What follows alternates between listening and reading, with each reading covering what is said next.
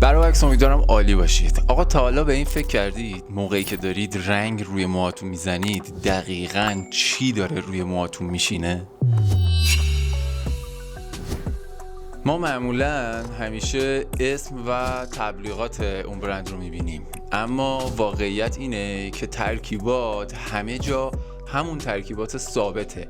اما امروز میخوام پرده رو کنار بزنیم تا با هم دیگه ببینیم داخل این تیوب‌های کوچیک چه چیزی قایم شده. پس برو که بریم. بخش اول مواد شیمیایی اصلیه، یعنی آمونیاک. بله، اول از همه آمونیاک همون بوی تندیه که وقت باز کردن تیوب رنگ احساسش میکنی. کارش چیه؟ کارش اینه که باعث میشه رنگدونه ها وارد فضای رنگدونه مو بشن. اما مشکلش چیه؟ مشکلش اینه که به شدت مو و پوست سر رو خشک میکنه. حالا برندها خیلی از مواقع این ادعا رو دارن که داخل رنگشون آمونیاک نیست، اما در واقع اینجا اصطلاحاً دارن آلترناتیو میکنن، یعنی یه جایگزینی براش در نظر میگیرن که کار همون آمونیاک رو انجام بده. پس میشه گفت این آلترناتیو یا این جایگزینی اصلا بی‌ضرر نیست. دومین مواد شیمیایی اصلی PPD یا PPD هستش. خب بریم سراغ PPD. یه ماده شیمیایی اصلیه که توی رنگ مو استفاده میشه و کارش ماندگار کردن رنگ‌های تیره از جمله مشکی و قهوه‌ایه. اما مهمترین عامل ایجاد آلرژیه. حتی افرادی بودن که با یک بار استفاده کردن از رنگ مو التهاب شدید و قرمزی شدید رو روی پوست تجربه کردن.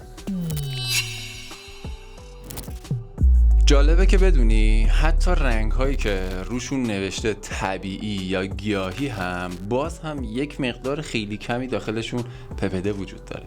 سومین مواد شیمیایی اصلی اکسیدان یا پروکسید هیدروژنه. اکسیدانو هممون میشناسیم، همون ترکیب اصلیه که رنگو فعال میکنه و باعث میشه که رنگدونه های طبیعی مو روشن بشن.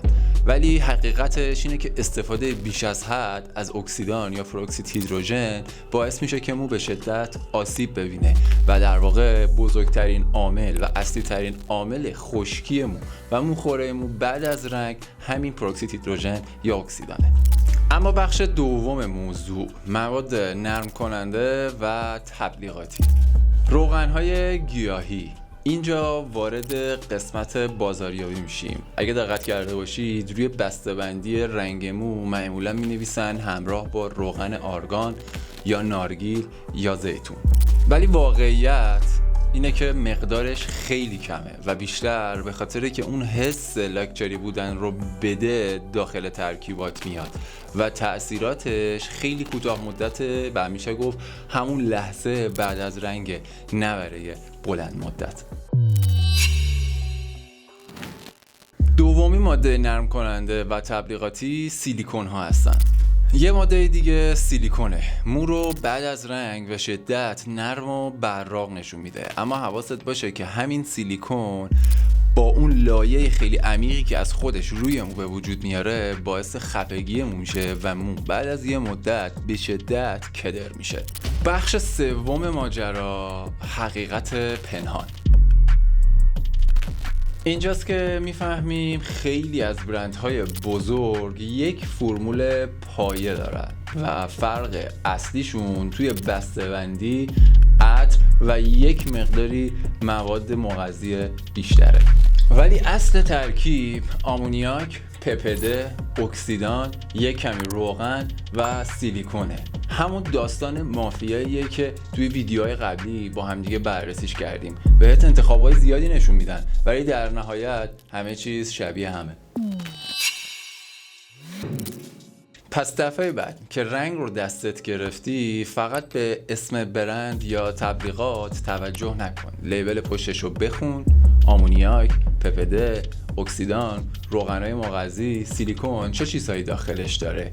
اینطوری انتخابت آگاهانه تر میشه و از میزان آسیب کاسته میشه و به سلامت موهات اضافه میشه.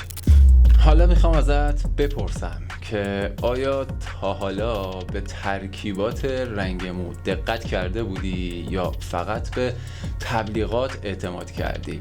نظرتو حتما توی کامنت ها برامون بنویس و یادت نره که سابسکرایب بکنی، چون این تازه شروع افشاگری های ما توی دنیای بیوتیه. تا ویدیوی بعدی مراقب خودتون باشید. مخلصیم.